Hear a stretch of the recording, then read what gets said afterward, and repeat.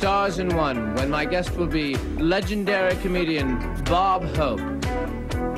What did she say? No, James Coco said to Katharine Hepburn that you had told him about your early recollections in the show business. Let me tell you something about James Coco, okay? I think he eats too much. I think he should go on a diet. That would help him a lot. That's Bob Hope with me, Brock Linehan, on Stars in One. He has been called an American institution. He's been able to call over 9 American presidents friend. And for over 50 years, he has made us laugh at the lunacy of the world around us. I'm Brock Linehan, and my very special guest today on Stars in One is that intriguing compilation of complexities, octogenarian Bob Hope. Cleveland, Ohio, 1908. And a 6-year-old Leslie Towns Hope sits in the Alhambra movie cinema, awaiting the first reel of the first film he will ever see. Was that the first time that you fell in love with the concept of cinema? Boy, that's wild. That's amazing. Who does your research here anyway, Methuselah? If you were making films today, Yeah. what kind of comedies would you be gearing the public toward?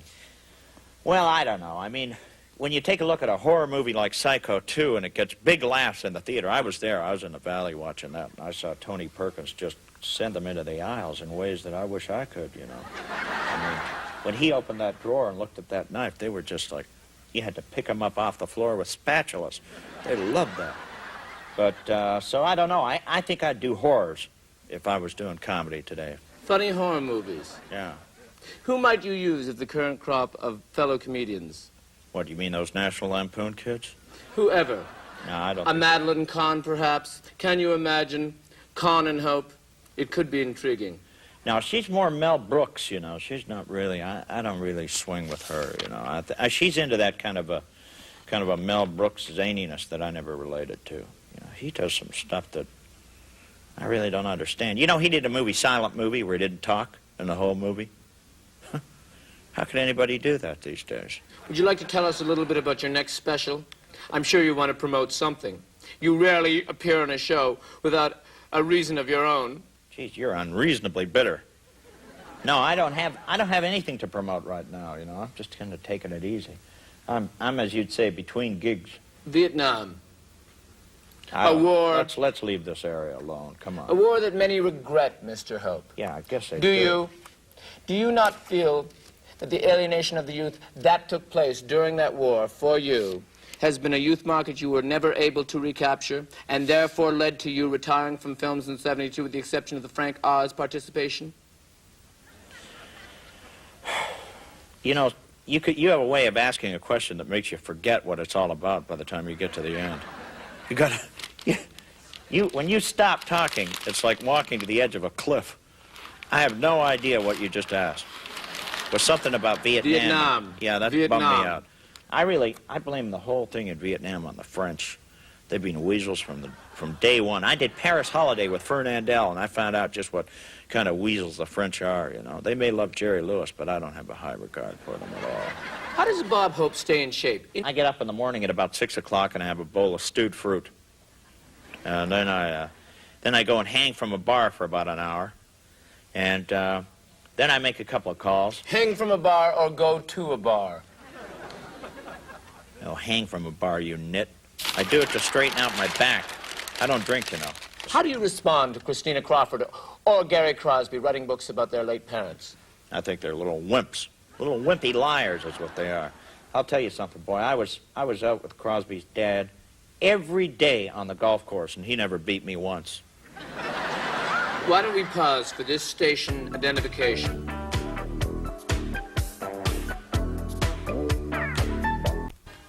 You haven't made a movie in 11 years, and yet there's always rumors that you will direct one. If you did, what film would that be? Geez, I don't know. I thought a lot about that, you know. There's a little package we're trying to put together now. It's a remake of The Greatest Story Ever Told, you know. We're going to put that sucker together. That's a big, big number. Do you have any ideas what kind of effects are in that thing? That's a huge number. Well, of course, we got a number of people who've been considering for the lead, for the part of Jesus. Let me make a guess. Go ahead. Max von Sydow repeating no. his role. No, we got another guy in mind that we think would be real good. Gil Gerard. Do you know Gil? 25th century Buck Rogers? Yeah, he's terrific. I think he'd be great as the Lord. And as Mary? Now, that's more of a, I don't know, I promised Phyllis Diller that if I ever did a serious movie that I'd give her a good part, you know. But since she's got her looks back, she's tempting for that role, but I might give her one of the older chorus girls. I might give her that role instead. Have you never been tempted to direct yourself, you being such a cinema buff? Yeah, well, that's what I'm going to do with this greatest story ever told. You know, I'm going to play Tiberius and then also direct the movie. It's a smaller role. Normally, I'd play the lead, but I just don't think I'm right for the lead in this. Gil's perfect for it, you know. He's marvelous, boy. He has that look of innocence and at the same time kind of a pathos that I think is, and he's good looking too. I don't think he can have the Lord played as an ugly guy. I don't think people would buy it. You were quoted as saying that only Jack Klugman could play Joseph. Do you still agree?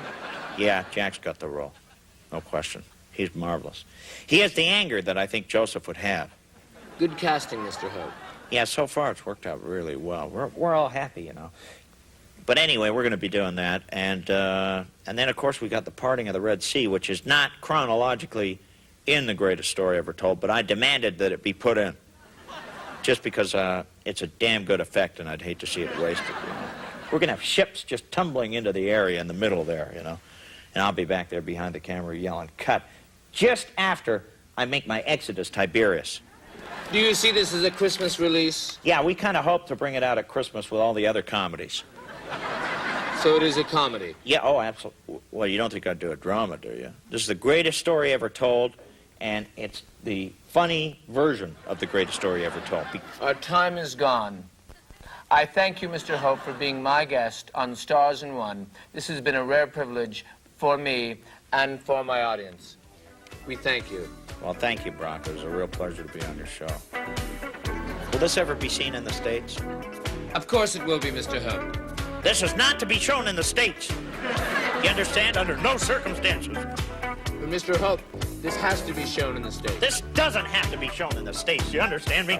You're making my blood boil now. Don't get me mad. We are seen in the States, Mr. Hope. Where